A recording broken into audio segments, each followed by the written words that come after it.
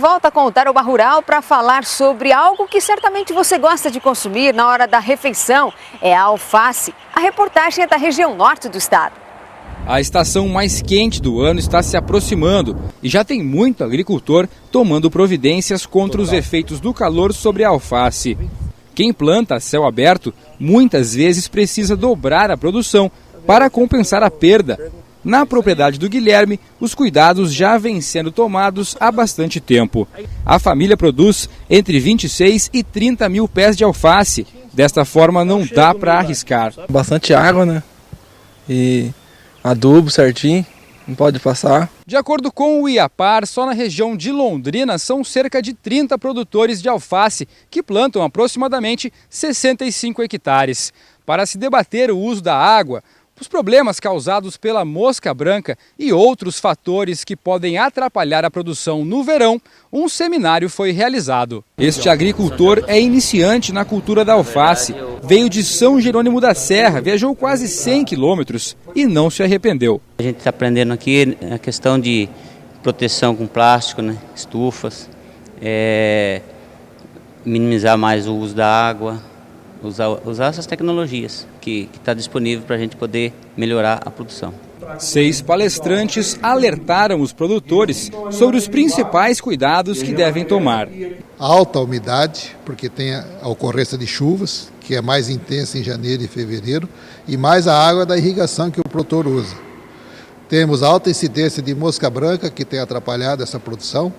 Nós temos a questão da adaptação das variedades, porque a alface é uma lavoura de inverno e o maior consumo de alface ocorre no verão e aí o produtor tem dificuldade de produzir.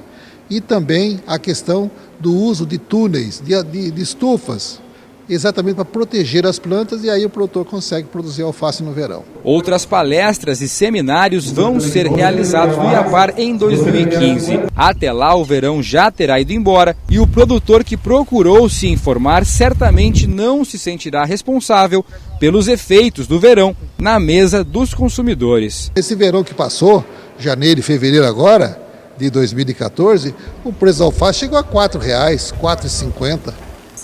O que normalmente não passa de R$ 1,80, R$ 2,00. E você não acha. Se você que vai ao supermercado com frequência percebeu já que tem frutas e verduras mais caras e não sabe por quê, o Tarouba Rural vai te contar esta história. Você vai ver que tudo isso tem a ver com a seca na região sudeste do país. Ainda é madrugada quando os caminhões vindos de várias partes do Brasil chegam a Ceasa em Cascavel. Os comerciantes também chegam cedo. Seu Antônio é um deles e já sabe que alguns preços estão mais salgados. Nesse momento a gente percebeu o limão. O limão, semana passada estava num custo em média de R$ 2,00, hoje está em torno de R$ 6,00 de custo por quilo. A justificativa da alta do limão é o período de entre-safra.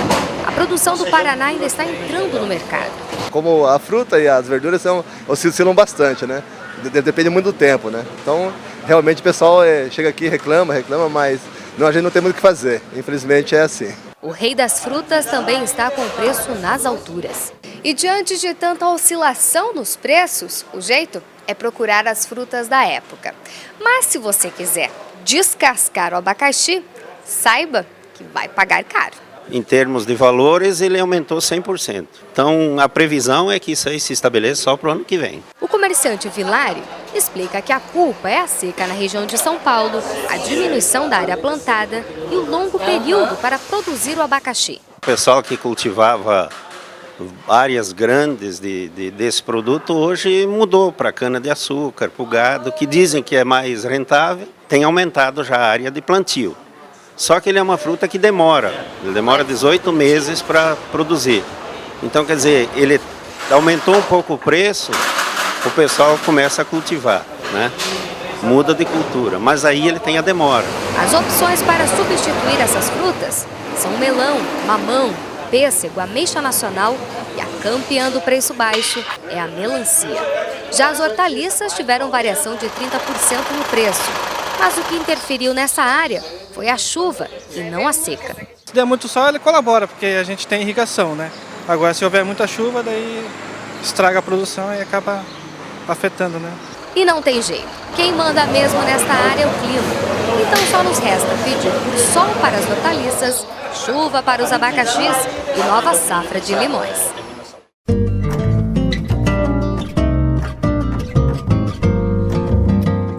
Olá, bom dia! Boa parte da semana foi de sol, hein? Mas nada de céu limpo.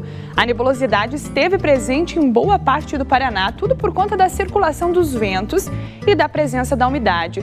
Tanto que ainda tem previsão para chuvas, mas de maneira isoladas em todo o estado. Só que a verdade é que a população tem esperado mesmo chuvas com acumulados mais expressivos. Para você ter uma ideia, em Sorriso, município do norte do Mato Grosso, que é o maior produtor de soja do Brasil, choveu menos de 60 milímetros neste mês. Isso que a média fica em torno dos 185 milímetros. E aqui mesmo no Paraná, sul do país, a situação não é diferente. As médias mensais de chuva, pelo menos por enquanto, não foram alcançadas. E não adianta esperar chuva forte para hoje, hein? De acordo com os meteorologistas, a instabilidade não deve passar de garoas ou chuvas fracas, assim como aconteceu ontem. Por isso, a impressão é de ambiente abafado e os termômetros continuam em elevação. Em Cascavel, as temperaturas ficam hoje entre 19 e 33 graus. Em Londrina também faz calor e ainda deve ocorrer um chuvisco e outro, mas bem isolado na cidade. Os termômetros oscilam neste domingo entre 19 e 32 graus também. Em Palotina, o sol também aparece hoje e ajuda a esquentar. Só que a presença da frente fria, o sol fica um pouco encoberto por conta das nuvens mais carregadas. Faz calor à tarde e a máxima alcança os 33 graus. Durante a semana, o tempo deve ficar firme, mas entre a sexta-feira e o sábado, quando já estaremos em novembro, estima-se a chegada de chuvas com mais intensidade. Este ano é de festa, especificamente esta semana, a Cooperativa Agroindustrial Consolata de Cafelândia, a Copacol, completou 51 anos de muita história. A festa foi boa e o Tarobá Rural também esteve lá. A possibilidade de cultivar o café em terras mais férteis fez o agricultor Hildo Pasquale trocar o Rio Grande do Sul por Cafelândia, no Paraná. E naquele tempo a gente estava querendo mudar de atividade na agricultura e o café estava em alta. Então nós viemos aqui para essa região e começamos o plantio de café. Tempos difíceis e cerca de 3 anos após fixar moradia, viria a proposta que mudaria a vida dele e de dezenas de agricultores. O padre Luiz, vendo a dificuldade nessa região, que não tinha energia elétrica, ele convidou os associados para que pudéssemos nos reunir e formar uma cooperativa energética para que pudéssemos ter energia na vila que estava começando a se formar. E depois disso, então, surgiu o desmembramento das duas, criou-se 2 cooperativas, a energética e a agrícola. A história deste pioneiro e de tantos outros passou a estar ligada diretamente com a Copacol, que nesta semana completou 51 anos. E hoje a Copacol expandiu muito, cresceu muito, diversificou, e isso então está trazendo assim uma geração de emprego e um desenvolvimento na região, porque é muito diversificada, né? Além da produção agrícola, né? Tem a parte pecuária que é frango, é suíno, é leite e é peixe. Para lembrar a data festiva, uma missa em ação de graças foi realizada em todas as unidades da cooperativa. E, é claro, não podia faltar o tradicional bolo. Segundo o presidente da Copacol, Walter Pitol, a cooperativa, que passou de armazéns antigos a unidades com reconhecimento internacional, teve como base o empreendedorismo e o crescimento integrado. 51 anos de história, desenvolvimento, escrita com muito trabalho, muita dedicação e muita coragem também. Coragem quando fundou a cooperativa, os primeiros anos bastante difíceis e depois todo esse crescimento, esse desenvolvimento. Então é um orgulho de participar dessa história, uma história de sucesso. E a cooperativa quer mais. Na busca pelo desenvolvimento sustentável, continua investindo em projetos que aliam tecnologia a desenvolvimento de ponta. As metas para os próximos 5 anos já foram lançadas e devem trazer inúmeros benefícios a colaboradores e associados. E para 2018 nós vamos dobrar de tamanho. Mas o dobrar de tamanho significa oportunidades. Oportunidade para o cooperado crescer na atividade, a oportunidade de ter mais colaboradores, a oportunidade de ter mais recursos, mais dinheiro girando na região, oportunidade para o comércio, para os prestadores de serviço, então forma uma riqueza muito grande de oportunidade e desenvolvimento. E foi assim que a Copacol conquistou mercados exigentes, como o da Europa e da Ásia. Hoje, a cooperativa possui 11 unidades para recebimento e armazenagem de grãos na região oeste do Paraná, além de 5 filiais de vendas de seus produtos à base de frango e peixe em todo o território nacional. São mais de 5.000 associados e cerca de 7.800 colaboradores diretos. Um desses colaboradores é João da Cruz. Há 30 anos na Copacol, está feliz com os rumos que a cooperativa vem seguindo.